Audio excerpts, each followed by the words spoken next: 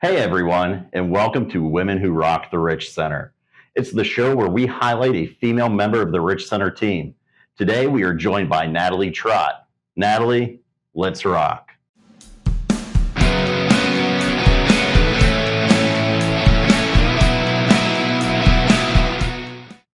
So Natalie, can you tell us a little bit about your role and how many years you've been with the Rich Center? Sure. I have been here since 2005, so I'm going on almost my 20th school year. Awesome. And your role here, you're an instruction specialist, correct? Correct. I am the lead instruction specialist currently for the intermediate department and the curriculum coach for the Rich Center. Awesome. That's great. And going on 20 years, that's a tremendous amount of dedication to the center. Why did you choose to bring your skills to the Rich Center? Was there anything specific that made you want to be here? There actually was. There was a time after I raised my children that I went back to work and I started substitute teaching. I found myself drawn to special education classrooms and was looking for something a little bit more permanent. So the Rich Center happened to be hiring then, and that's where it all started. Well, I know I'm glad you're here, Natalie, and so is the rest of the staff. We appreciate you so much. In those nearly 20 years, do you have a favorite memory of the Rich Center? I don't know if I can pick one, but I love working with these kids. That's, like I said, this is a calling for me more than a job for sure. I enjoy really working with them. I've made some really great lifelong friends here. Just seeing the successes that the kids make and watching their progress is very rewarding. That is one thing that I've picked up on with the staff. It seems like there are some true friendships here, and I know that makes the workplace a happier place to be, and we appreciate that camaraderie. When it comes to autism spectrum disorder, is there anything that you'd like to tell people about autism spectrum disorder who aren't really familiar with what it is? Definitely. I would say the biggest misconception is that somebody with autism is just like everybody else that they've known or meet with autism.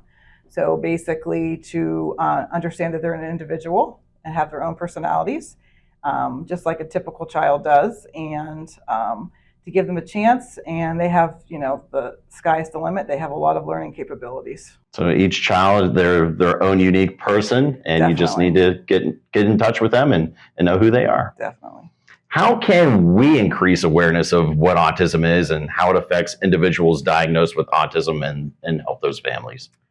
I think just continuing to do stuff like this, at the events that you guys hold, that it kind of gets out what we do here at the Rich Center as a group, and I think that really kind of showcases autism and what we do to provide services for that. So a little bit more of that community engagement, community awareness. For sure. Awesome. When it comes to your classroom or even the Rich Center on the whole, do you have a success story that you'd like to share with us today? There's been so many successes over the years with so many different students. But for me, I always feel like when somebody learns how to read, that's makes me very happy and them as well. It opens up a whole new world for them. They could go out into the community, they can start reading signs and just seeing so much the world in a different way, and they're very proud of themselves when they do such a thing. So it just makes me very happy and makes them happy as well. So I can only imagine what it's like to see that in person, when that door opens and a child in your room is able to sit down and read a book or read some words for the first time. That's has to be a great feeling. It really is. So we have Rock the Rich Center happening in May, and both performers are literally women who rock. Do you have a favorite female musician of your own? My favorite female musician would be Adele. I think she has a beautiful voice. She's talented. She has really, come a long way in her life with her success and just writes beautiful music. So yeah, I just really enjoy her music. It's calming. We're going to keep that in mind. We're going to try to get you to an Adele show for sitting down and sharing your stories with us today. I love that. Do you have a favorite song? It doesn't have to be by Adele, but if it is, is there one song that really resonates with you? I don't know if I could pick one of those either, truthfully. I do love music. I couldn't probably even pick one of her songs either. I pretty much love all of her music. So just a great artist overall, in your opinion. She is. I like a lot of different genres as well, but yeah. Cool. Very cool. So have you ever been to any concerts? I don't know if you've been to any recently, but if you have, what has been your favorite concert experience? Yes, I have been to a lot of concerts during my lifetime. More recently would have been Bruno Mars. I got to see him twice in Cleveland.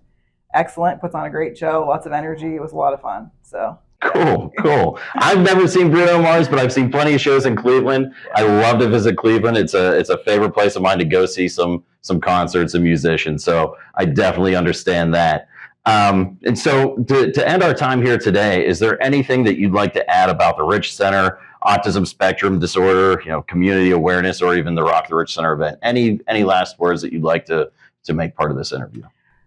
Just basically that I think the Rich Center really stands out in the community and does really well for the autism population. As far as everything, including like staff, teachers, you guys in the marketing department. We have a great event coming up. Hopefully people will take advantage of it, and just to continue to support us like everybody has done so well in the past. Well, Natalie, thank you for your time here today. Thank you for everything that you've done for the Rich Center over almost 20 years, and you rock.